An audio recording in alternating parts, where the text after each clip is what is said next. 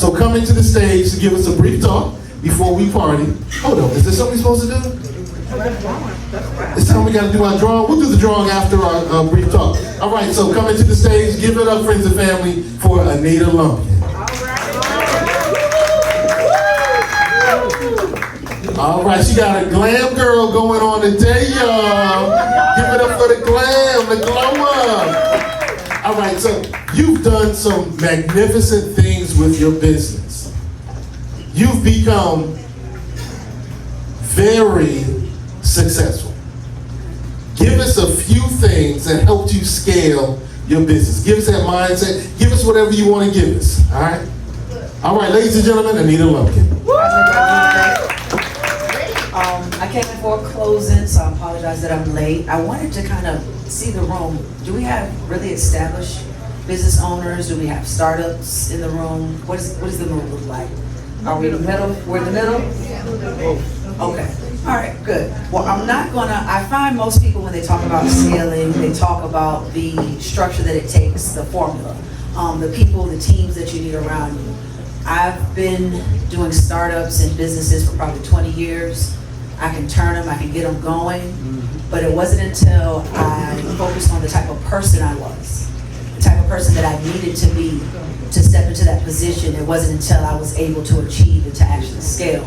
So today I want to talk to you about the type of person that you would need to be to grow and scale your business. And that would start with your personal habits. Whatever you do in your personal life is honestly and truly going to dictate who you are and how you show up in your business. So my first recommendation is so simple.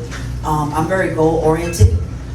Goals and achieving things motivate me. I still get a little sensation from it.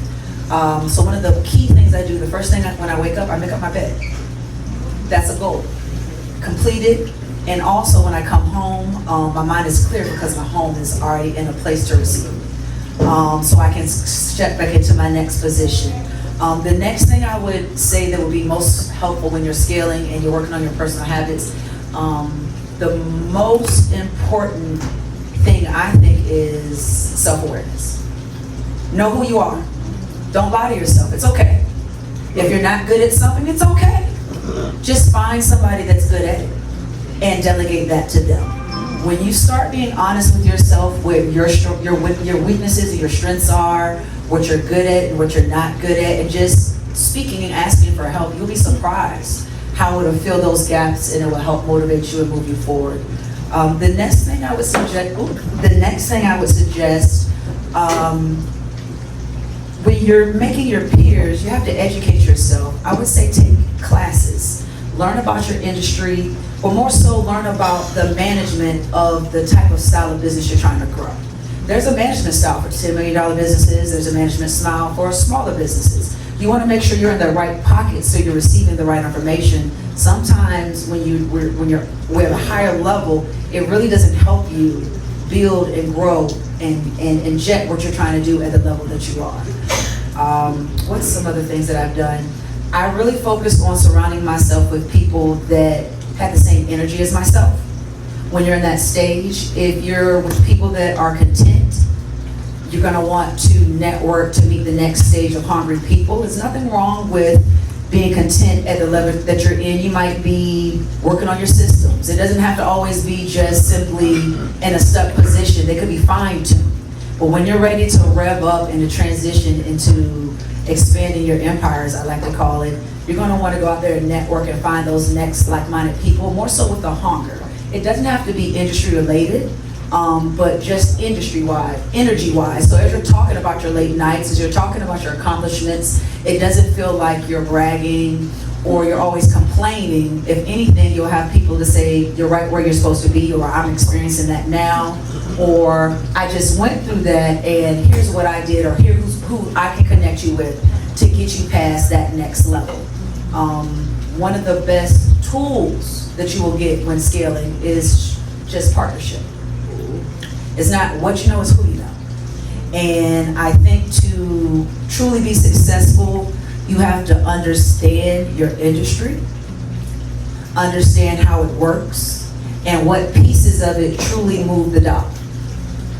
When you try to look at everything and be the master of it all within your industry, you can't really focus on the money-making items. Once you figure out what that money-making item is in the silo of your sale, or in your, let's say for example, for me, I do title. I do all kinds of things. I hold money, I vet properties, I tell people what they can and cannot do. All of that's great, but I find for me, it's the engagement with the agents, it's the engagements with the customers, it's being available. Those little moments are the piece of my business that I find when I focus in on that and when I grow that and feed into that, my business started to scale. I can throw as much money as I wanted to in advertisements. I can throw as much money as I want to in website designs. But when I focus on the customer interaction within my business seemed to be still important.